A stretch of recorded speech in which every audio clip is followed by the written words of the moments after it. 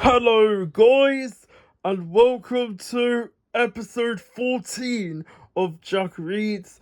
And this is where I'll be reading the Pingu book, Pingu and the Spotty Day.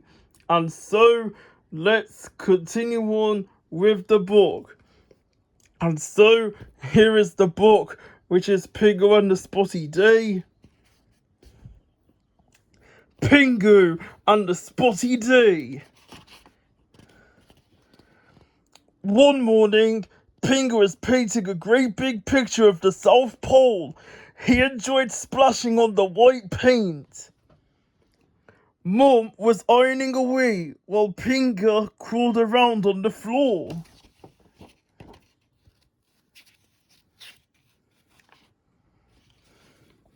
Suddenly, the phone rang. Before Mum could get to it, Pingu had answered it herself by sitting on Pingu's shoulders. It wasn't much fun for Pingu. He didn't get to speak, and Pingu always kicked him with her feet. Mum came over and took the phone from Pingu. She immediately began to look worried. "Oh dear," she exclaimed. "Spots, you say? I am sorry. We'll come straight over." And she put down the phone. "Grandpa's ill," she told Pingu, and Pingu, "We must go and look after him." Mum and Pingu rushed out of the igloo, leaving Pingu struggling to open the door.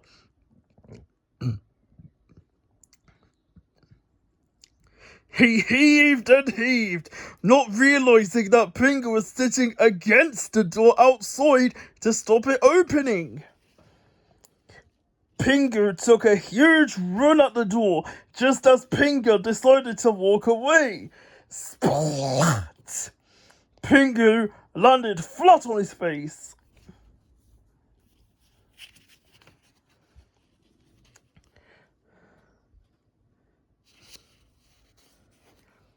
Mum and Pingu rode over to Grandpa's house to the post truck. Behind the post truck came Pingu's sledge with an upside-down Pingu on it. Pingu thought it was much more interesting to travel that way. They found Grandpa looking very sorry for himself. "Oh, don't come too near me," he said. "I'm covered in spots, and I wouldn't want you to catch anything." "Grandpa is right," said Mum. "You mustn't touch him. And I don't want any nonsense from either of you while we're here. Grandpa needs rest and quiet." Pingu didn't like not being able to say hello properly to Grandpa, so he took Grandpa's walking stick and held it out for Grandpa to shake.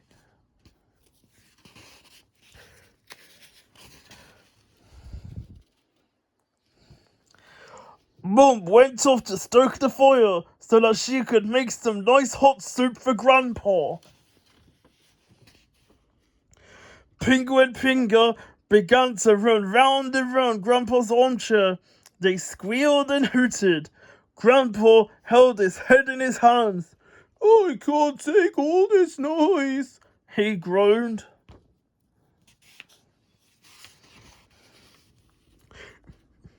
"I told you I didn't want any trouble from you," said Mum furiously. "Grandpa is feeling very poorly, and the last thing he wants is all this horrible shrieking. Now, go and find something quiet to do." Pingu and Pingu wandered over to the stove. Pingu gave the soup saucepan a shake. The lid fell to the floor with a crash. Mum came charging over. "What did I just say?" she said. "Grandpa needs some peace and quiet."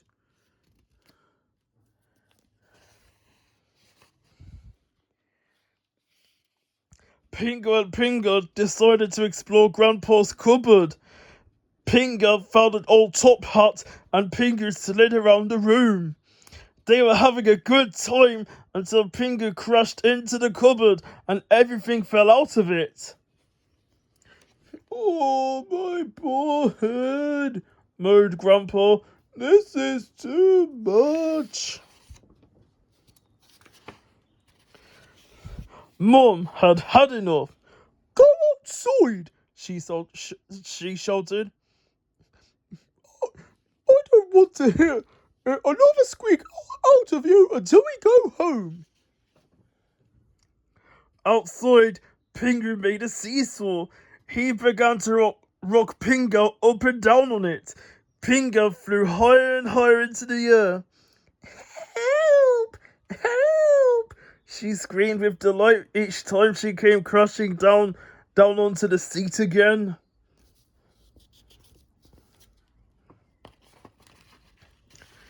Mum appeared at the door. "You really are the limit," she shouted. "Why can't you even play quietly outside? For the last time, find something peaceful to do, or I'll send you both home." Mum went back inside and began to give Grandpa some soup. Suddenly, there was a tremendous thudding on the front door. It went on and on. "What is going on now?" said Mum in despair.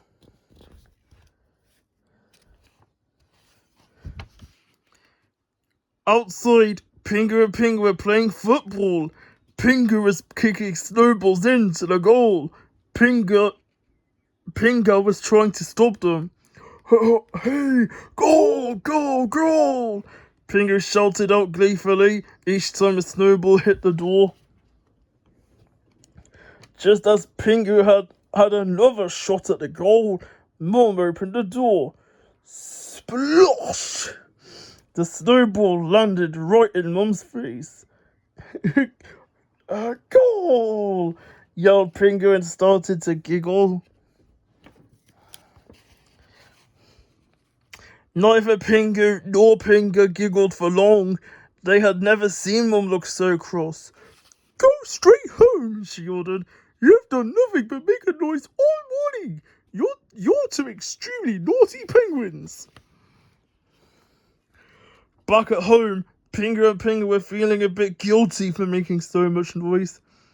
"Poor old Grandpa," said Pingu. But didn't he look funny with spots?" Then Pingu had an idea. He got out his crayons and began to draw spots on himself. Pingu laughed and laughed at his face.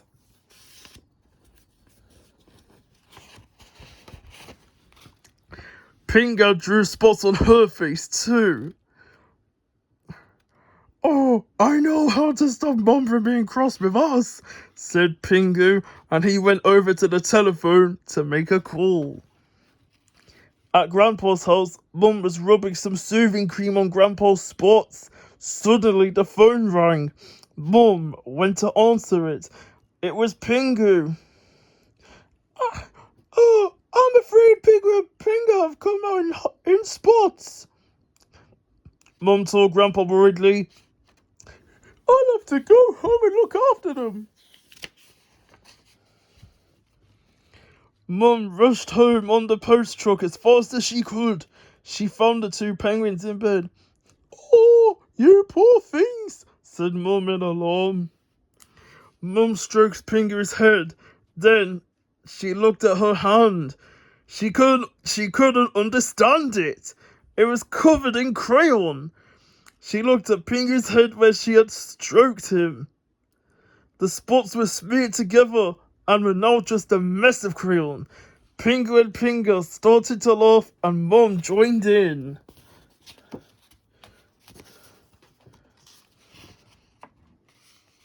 Mum was so relieved that Pingu and Pingu weren't really ill, that she couldn't be cross with them. She even let Pingu draw spots on her head. "We might as well all be spotty together," she said. For the first time that day, Mum was enjoying herself. She leaped onto Pingu's bed and began to bounce on it, but she was too heavy and the bed collapsed. "I think I'm more trouble than both of you put together," said Mum, grinning at Pingu and Pingu. The end. And over here we have a list advertising other Pingu books, which are Pingu and the Birthday Present, Pingu Celebrates Christmas, Pingu the Chef, Pingu and the Kite, Pingu Looks After the Egg, Pingu the Postman Wheelie Book, Pingu Lift the Flap Book, Pingu Address Book, Pingu Birthday Book, Fun with Pingu Activity Book, Fun with Pingu Christmas Activity Book, Fun with Pingu Colouring Book, Fun with Pingu Pressed Out and Storybook, Fun with Pingu Sticker and Storybook, Pingu Mini Books, and Pingu Chunky Books. And that's all of the books that are on that list. Poor Grandpa is ill and is covered in nasty looking spots. Mum goes to look after him, taking Pingu and Pingu with her. The two little penguins are told to play as quietly as possible, but Pingu and Pingu are as noisy as can be, and Mum gets crosser and cross with them until she realises they are starting to develop some nasty looking spots of their own. See inside for a full list of other Pingu titles. The end. Well, guys, I hope you've enjoyed that story. Thank you all so much for watching, and I'll see you next time for another video. Bye bye.